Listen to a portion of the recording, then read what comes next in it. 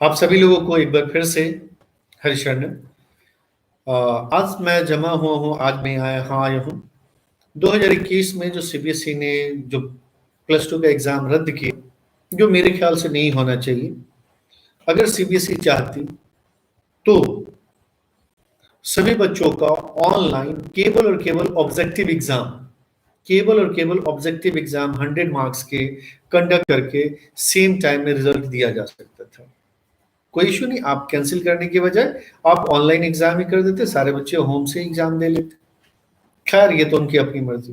पर exam cancel करने के बाद उन्होंने जो रिजल्ट का जो शेड्यूल तैयार किया है वो 30:30:40 है। अब इस स्कीम से किन बच्चों को फायदा है और किन बच्चों को नुकसान है, चलिए हम देखते हैं। तो सबसे पहले central board of secondary education CBSE class 12th are likely to have their results based on their performances in the final of class 10th and 11th exam and class 12th pre-board test। जी हाँ बच्चों, board ने 3 class को mandatory किया है। इसी 3 class के जो आपके रिजल्ट्स होंगे उसी के बेस्ड पर आपके 12 के फाइनल रिजल्ट आने वाले हैं। क्लास 10th का रिजल्ट, क्लास 11th के एग्जाम का रिजल्ट और क्लास 12 का प्री बोर्ड एग्जाम। अब सरकार के इस डिसीजन से अब आप समझ सकते हैं जो किन बच्चों को फायदा है और किन बच्चों को नुकसान। यहां उन बच्चों को बहुत एडवांटेज मिल जाएगा जिनका 10th में मार्क्स अच्छा था, और उन बच्चों को बहुत बड़ा नुकसान होने वाला है जिनका मार्क्स 10th में अच्छा नहीं था।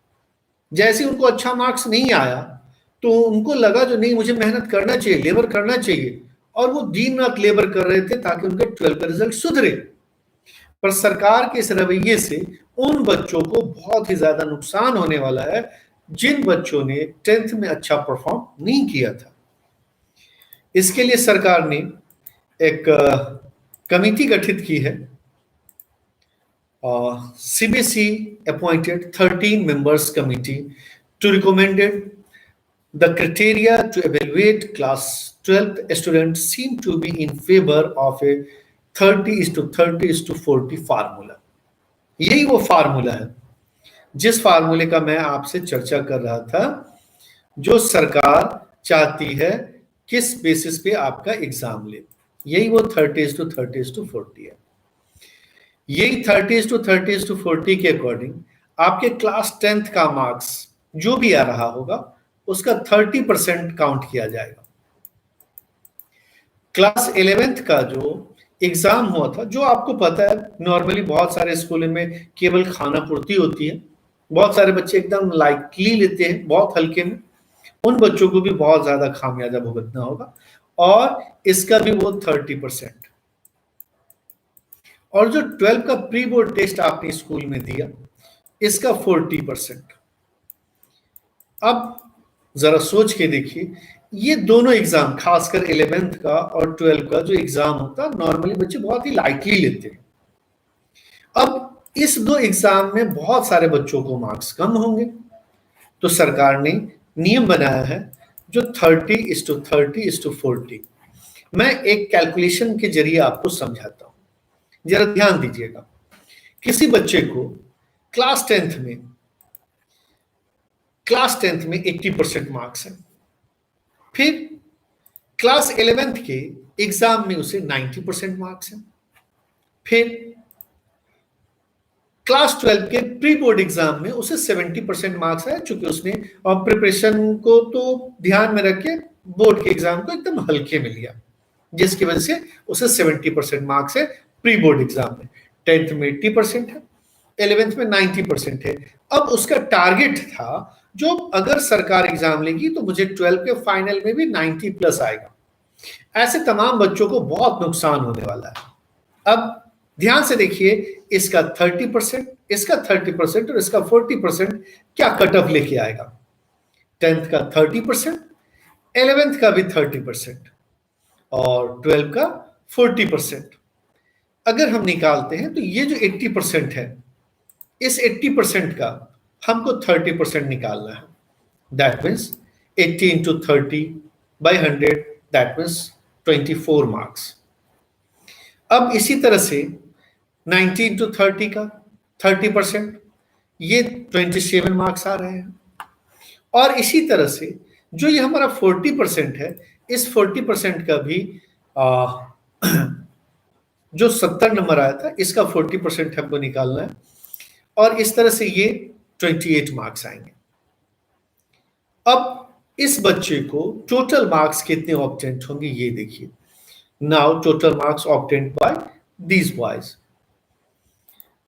ये 24, वो 27 और ये 28, ये तीनों मार्क्स इसके जुड़ जाएंगे। और तो फाइनली इसको जब हम अब जोड़ेंगे तो 79 मार्क्स। अब गौर से देखिए, इस बच्चे को केवल और केवल 79% मार्क्स आया, केवल 79% मार्क्स आया। देख लीजिए, 10th में बेचारे को 80% मार्क्स है, 10th में 80% मार्क्स है, 11th में 90 है, और बोर्ड में 70% मार्क्स होने की वजह से ये जो 30:30:40 जो रेशियो है, इस रेशियो की वजह से इसका परसेंटेज 10th से भी नीचे हो जाएगा, 10th से भी नीचे हो जाएगा। और संभवतः सरकार का यही पॉलिसी बाबू इंप्लीमेंट होने वाला है। अगर ऐसा हुआ तो मैं सरकार से एक बार फिर से गुजारिश करूंगा, प्लीज प्लीज प्लीज सभी बच्चों का एक बार फिर से आप ऑनलाइन एग्जाम ले लीजिए, ऑनलाइन एग्जाम ले लीजिए, सारे क्वेश्चन एमसीक्यू डालिए, कम से कम बच्चों को बहुत सहूलियत होगी, खासकर इन बच्चों को जिनको 10th में बहुत ही कम मार्क्स आए। मैं भी ऐसे बहुत सारे पर्सनली बच्चों को जानता हूं जिनके मार्क्स 10th में अच्छे नहीं थे, पर वो बहुत अच्छे लेवल कर रहे थे, बहुत अच्छे पढ़ रहे थे। तो मैं उम्मीद करता हूं शायद आप 30:30:40 का रेशियो समझ रहे होंगे, और आई होप शायद आप हमारे साथ हो। जो एग्जाम होनी चाहिए थी, जो एग्जाम सरकार ने कैंसिल किया, वो नहीं होनी चाहिए थी। अगर आपको हमारा वीडियो अच्छा लगा हो तो जरूर अपने दोस्तों से शेयर कीजिए, और आग्रह कीजिए सरकार से जो एग्जाम ले, कम से कम सभी विषयों का एमसीक्यू एग्जाम ही ले ले, एमसीक्यू एग्जाम ही ले ले। इससे बच्चों के अंदर एक कॉन्फिडेंस आएगा, चलो ये मार्क्स मैंने अपनी मेहनत से लाया है। चलिए, बहुत बहुत धन्यवाद आप सभी लोगों का। फिर मिलते हैं कल ऐसे ही किसी दूसरे वीडियो के लिए।